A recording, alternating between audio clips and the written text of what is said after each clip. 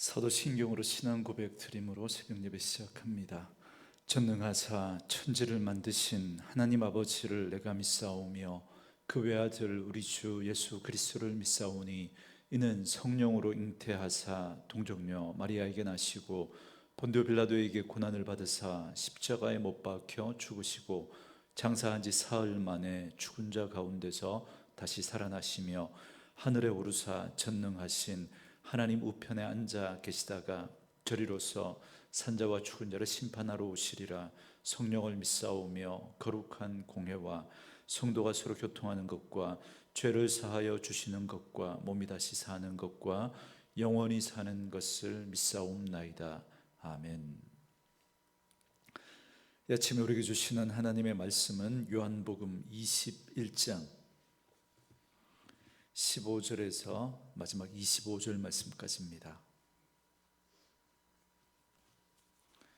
요한복음 21장 15절에서 마지막 25절 말씀까지 우리 말씀 찾으셨으면 한 목소리로 같이 읽습니다. 그들이 조반 먹은 후에 예수께서 시몬 베드로에게 이르시되 요한의 아들 시몬아 네가 이 사람들보다 나를 더 사랑하느냐 하시니 이르되 주님 그러하나이다.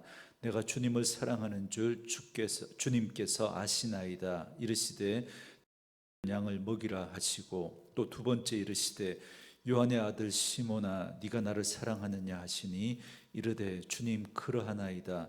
내가 주님을 사랑하는 줄 주님께서 아시나이다. 이르시되 내 양을 치라 하시고 세 번째 이르시되 요한의 아들 시몬아 네가 나를 사랑하느냐 하시니 주께서 세 번째 네가 나를 사랑하느냐 하심으로 베드로가 근심하여 이르되 주님 모든 것을 아시오매 내가 주님을 사랑하는 줄을 주님께서 아시나이다. 예수께서 이르시되 내 양을 먹이라. 내가 진실로 진실로 네게 이르노니 네가 젊어서는 스스로 띠띠고 원하는 곳으로 다녔거니와 늙어서는 네 팔을 벌리리니 남이 네게 띠띠우고 원하지 아니하는 곳으로 데려가리라. 이 말씀을 하심은 베드로가 어떠한 죽음으로 하나님께 영광을 돌릴 것을 가리키심이로라. 이 말씀을 하시고 베드로에게 이르시되 나를 따르라 하시니 베드로가 돌이켜 예수께서 사랑하시는 그 제자가 따르는 것을 보니 그는 만찬석에서 예수의 품에 의지하여 주님을 파는 자가 누구오니까 묻던 자더라. 이에 베드로가 그를 보고 예수께 여짜오되 주님 이 사람은 어떻게 되겠사옵나이까? 예수께서 이르시되 내가 올 때까지 그를 머물게 하고자 할지라도 네게 무슨 상관이냐? 너는 나를 따르라 하시더라. 이 말씀이 형제들에게 나가서 그 제자는 죽지 아니하겠다 하였으나 예수의 말씀은 그가 죽지 않겠다 하신 것이 아니라 내가 올 때까지 그를 머물게 하고자 할지라도 네가 무슨 상관이냐 하신 것이로라. 이 일들을 증언하고 이 일들을 기록한 제자가 이 사람이라. 우리는 그의 증언이 참된 줄 아노라. 예수께서 행하신 일이 이 외에도 많으니 만일 낱낱이 기록된다면 이 세상이라도 그 기록된 책을 두기에 부족할 줄 아노라. 아멘. 오늘은 함께 읽으신 요한복음 21장 15절에서 마지막 25절 말씀을 중심으로 네가 나를 사랑하느냐라는 제목의 말씀으로 잠시 은혜를 나누겠습니다. 부활의 주님을 만났지만 부활의 능력도 부활의 소망도 갖지 못한 채 제자들은 다시 옛날 생활로 돌아갔습니다. 그러나 이런 그들을 부활하신 예수님은 찾아가셨고 그들에게 사랑을 베푸십니다. 이 주님의 변하지 않는 사랑과 은혜에 힘입어 제자들은 회복될 수 있었고 마침내 성령의 임재를 경험하고 부활의 증인으로 그들의 삶을 살아가게 됩니다. 오늘 본문은 특별히 수제자였던, 그럼에도 불구하고 주님을 모른다고 부인했던 베드로를 회복하시는 장면이 나옵니다. 아마 복음서에 나오는 이야기 가운데 가장 유명한 이야기가 아닐까 싶습니다. 부활하신 예수님은 시몬 베드로를 찾아와서 물으십니다. 요한의 아들 시몬아 네가 나를 사랑하느냐? 이렇게 동일한 질문을 세 번이나 하십니다. 예수님의 이 질문 속에는 이런 뜻이 있지 않을까 싶습니다. 그것은 지난날 베드로가 예수님을 3번이나 부인했던 이유는 결국은 주님을 사랑하지 못했기 때문이다라는 겁니다. 베드로의 실패의 원인은 능력이 없어서도 아니고 용기가 없어서도 아니라 결국은 사랑이 없었기 때문이다라는 걸 말하고 있다 생각이 되어집니다. 그리고 지금 베드로와 제자들이 예수님이 부활하셨음에도 불구하고 고향에 돌아와서 옛날 이 어부 생활로 돌아가는 것도 결국은 사랑이 부족해서다라고 말할 수 있겠습니다. 그래서 예수님을 부인한 베드로의 실패는 결국 사랑의 실패다라고 할 수 있을 것 같습니다. 그런데 여기 베드로와 주님의 대화에는 더 깊은 의미가 있습니다. 처음 2번의 질문에서 예수님은 아가페라는 단어를 사용해서 네가 나를 사랑하느냐라고 묻습니다. 잘 아시는 것처럼 아가페는 무조건적인 사랑, 조건 없는, 변함없는 사랑을 이야기하는 겁니다. 그런데 이 질문에 베드로는 필리아라고 하는 단어를 써서 내가 주님을 사랑하는 줄 주께서 아십니다라고 대답을 합니다. 필리아는 보통 인간적인 사랑으로 무조건적인 변함없는 아가페와의 사랑과는 달리 조건적이고 제한적인 우리 인간들의 사랑을 이야기하는 겁니다. 그러니까 베드로는 자신의 사랑은 주님의 사랑에 비하면 연약하고 인간적인 사랑밖에 되지 않습니다라고 고백하고 있는 것입니다. 그러자 3번째 예수님이 또 베드로에게 물으실 때는 이번에는 예수님도 아가페라는 단어가 아니라 필리아라는 단어를 사용합니다. 이걸 우리가 잘 이해해야 합니다. 17절에 보면 베드로는 근심하며 대답했다 그럽니다. 주님이 요구하시는 이 아가페의 사랑으로 화답하지 못하는 자신에 대해서 주님이 실망하고 책망하실 걸 걱정했던 겁니다. 지금 베드로의 달라진 모습을 보게 되는 거죠. 예전 같은 베드로였다면 아마 주님이 사용했던 그 아가페라는 단어를 그냥 사용해서 내가 주님 사랑한다고 대답했을 베드로였는데, 그런데 베드로가 이제 달라진 거예요. 자기를 아는 거죠. 자기가 얼마나 부족하고 연약한지를 그는 깨달았던 겁니다. 물론 베드로는 누구보다 주님을 사랑했던 사람입니다. 그래서 모든 걸 다 버리고 예수를 따랐고 누구보다 열정적으로 주님을 위해서 앞장섰던 사람입니다. 여러분, 이거 사랑 없이 할 수 있겠습니까? 그래서 다 예수님 버리고 도망을 가도 자기는 끝까지 주님 버리지 않겠다고 호언 장담했던 사람입니다. 그만큼 주님은 베드로를 사랑했습니다. 그러나 오늘 그의 대답 속에는 예전의 모습과는 완전히 변화된 그의 모습이 깊이 배어 있습니다. 그렇다면 17절에서 베드로는 이 3번째 질문에 근심하면서 뭐라고 대답합니까? 주님, 모든 것을 아시오매 내가 주님을 사랑하는 줄을 주님께서 아시나이다, 이렇게 대답합니다. 지금까지 베드로는 항상 자신만만했습니다. 다른 사람은 다 주를 버려도 자기는 주를 버리지 않겠다고 큰 소리를 쳤습니다. 정말 그럴 만큼 그는 모든 일에 앞장섰고 누구보다 열정적이었고 누구보다 헌신적이었습니다. 그래서 다른 어떤 사람들보다 내가 주님을 더 사랑합니다라고 그렇게 고백했던 그였습니다. 그러나 베드로는 더 이상 그런 대답을 하지 못합니다. 그는 이제 자신을 믿지 않습니다. 자신을 과신하지 않습니다. 십자가 앞에서 그는 깨어진 겁니다. 무너진 겁니다. 여러분, 심리학에서 말하는 사람이 이렇게 무너진 상태를 자아상실을 이야기합니다. 자아상실이라고. 여러분, 그러나 오늘 베드로가 지금 이 모습은 그런 자아상실, 이런 개념이 아닌 거죠. 자기의 의가 깨어진 겁니다. 자기의 마음의 그 부패함과 연약함을 그는 깊이 깨닫게 되었던 겁니다. 그래서 그는 고백하기를 주님이 아십니다. 제 마음의 모든 것을, 그리고 제가 주님 사랑하는 그 마음을 주님은 아십니다라고 그렇게 겸손하게 고백하고 있는 것입니다. 베드로는 자기의 힘과 자기 사랑으로 주님을 온전히 따를 수 없다는 걸 그는 비로소 깨닫게 된 겁니다. 그래서 그는 이전처럼 겸손히 주님 앞에, 그래서 이전과는 다르게 겸손하게 이렇게 주님 앞에 사랑을 고백하고 있습니다. 오늘 베드로처럼 우리들도 넘어지곤 합니다. 그런데 이 넘어짐이 없다는 것이 사실은 문제입니다. 아니, 더 정직하게 말하면 없는 게 아니라 애서 부인하기 때문에 그게 문제입니다. 너무나 잘하고 너무나 훌륭하고 흠잡을 데가 없습니다. 그러나 이런 넘어짐이 없이 자신을 정직하게 돌아볼 수 없습니다. 이런 실패를 겪으면서 우리는 깨어지게 됩니다. 자기 의가 무너지게 됩니다. 저는 이게 은혜라고 생각합니다. 우리는 어떤 방식으로든 이런 실패와 부끄러움을 겪지 않으려고 합니다. 그래서 애를 쓰고 그렇게 넘어지지 않으려고 기도하지만 사실 그 넘어짐이 은혜라는 그 생각에 이르지를 못합니다. 그래서 사실은 넘어졌는데도 그걸 애써 자기가 부인하는 거죠. 오히려 자기를 포장하고 합리화합니다. 자기가 그렇게 된 건 다 이유가 있는 거예요. 그러나 사실은 그 넘어지고 깨어지는 그 자리가 진정한 신앙의 자리이고 거기서부터 진짜 믿음이 시작되는 자리입니다. 그때 우리도 베드로처럼 겸손하게 주께서 아십니다. 이 고백을 할 수 있는 겁니다.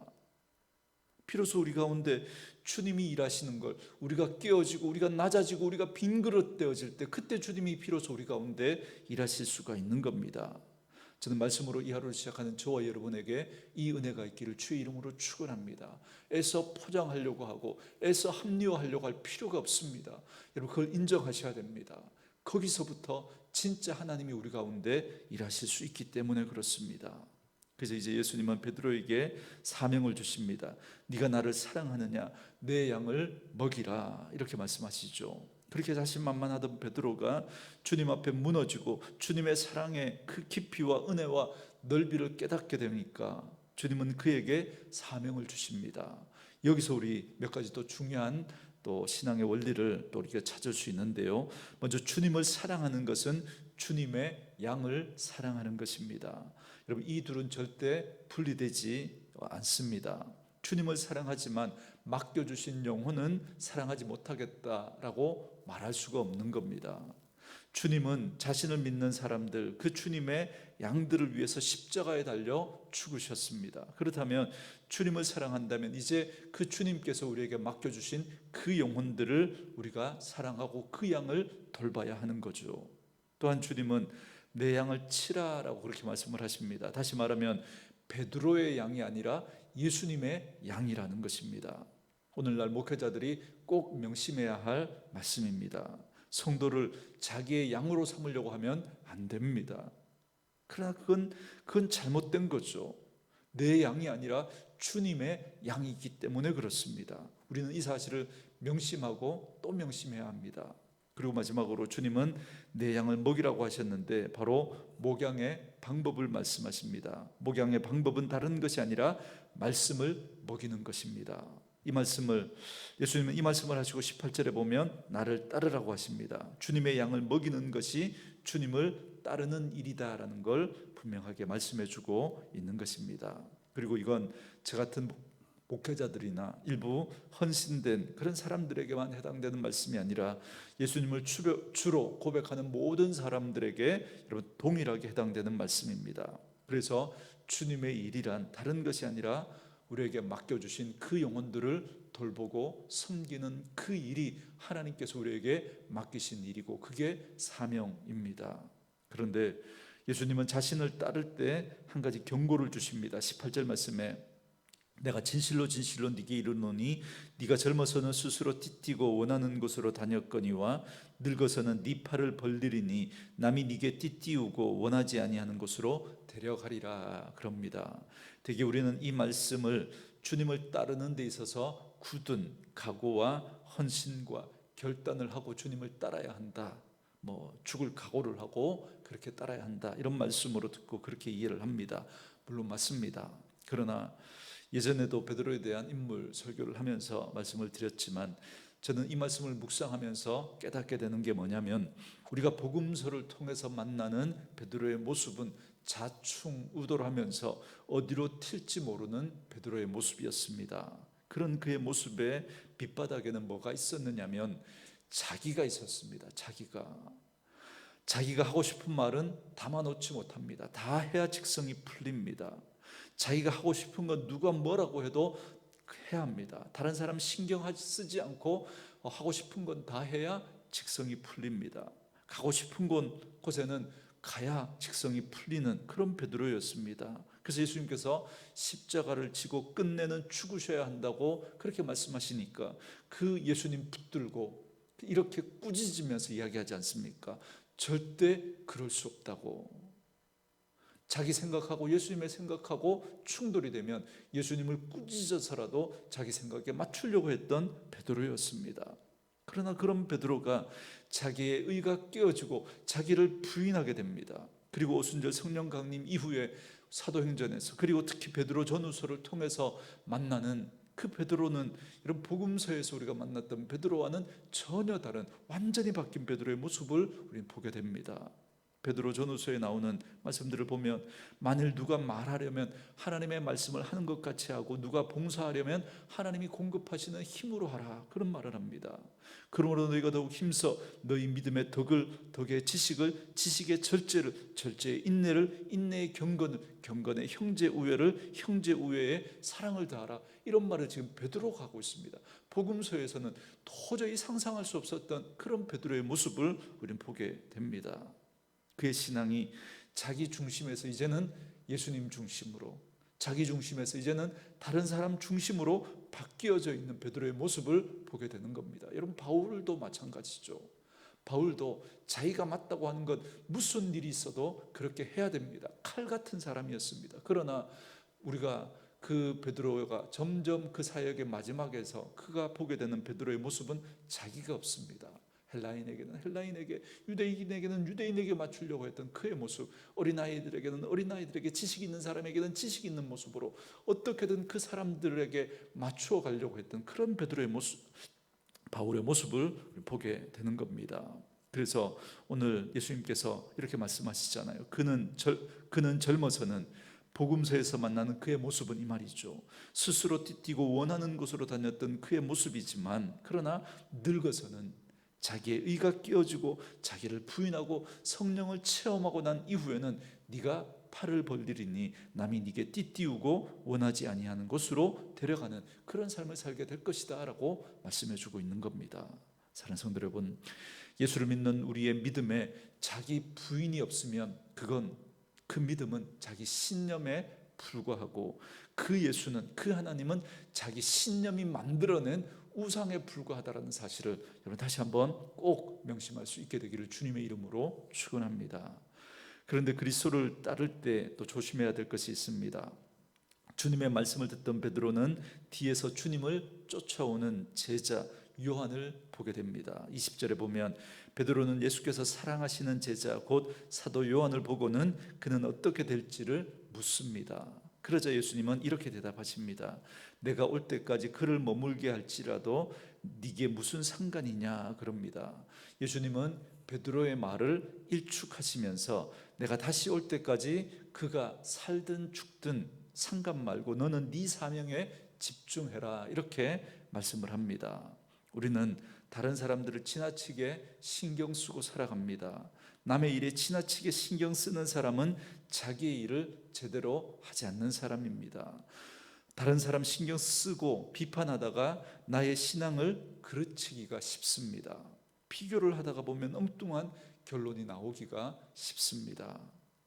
여러분, 정말 이 부분은 우리가 주의해야 합니다. 우리가 하나님의 일을 한다고 하지만, 그러나 그 하나님의 일을 하면서도 다른 걸 내려놓고 그 하나님의 일을 한다고 하면서도 그 속에서 또 우리는 비교하는 그런 우리들의 모습을 봅니다. 여러분, 끊임없이 우리가 이 부분에 자유로울 수 없습니다. 부끄러운 고백이지만 예전에 모교에서 같이 신앙생활하던 우리 친구들 가운데 목회를 하는 친구들이 많이 있습니다. 그런데 이 목회를 하는 친구들 사이에 예전처럼 그런 모습들을 보기가 힘든 거예요.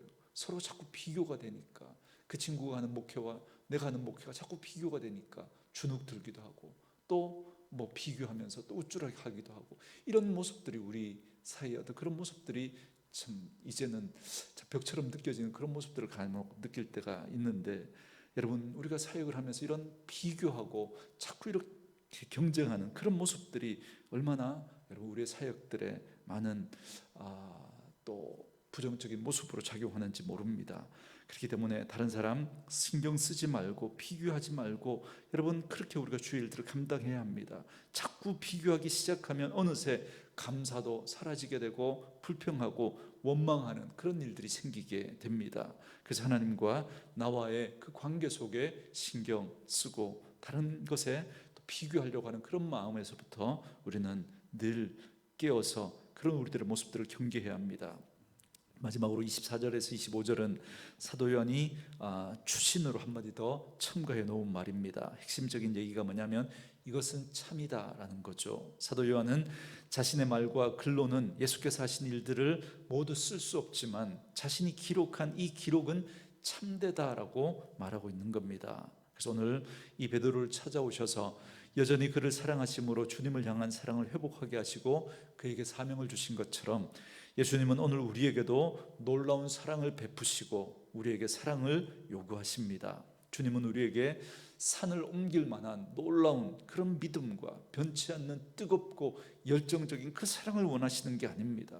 정말 주님을 사랑하는 그 사랑이면 됩니다.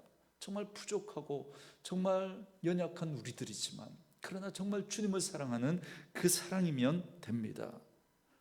거기에 뭔가를 덧붙이려고 하고 또 포장하려고 하고 그렇게 과시할 이유가 없습니다. 그냥 있는 모습 그대로 주님 사랑하는 그 마음이면 됩니다. 그리고 그 마음으로 주님 사랑하고 그 마음으로 맡겨준 영혼들 사랑하고 섬기면 됩니다. 주님이 그런 우리들을 통해서 일하실 것입니다. 이 사실을 꼭 기억하시고 주님을 사랑하는 마음으로 오늘 하루도 주님과 동행하는 그런 한 날 되어줄 수 있기를 주님의 이름으로 축원합니다. 주신 말씀 묵상하시면서 이 찬양 함께 들으시며 기도하는 시간 갖겠습니다.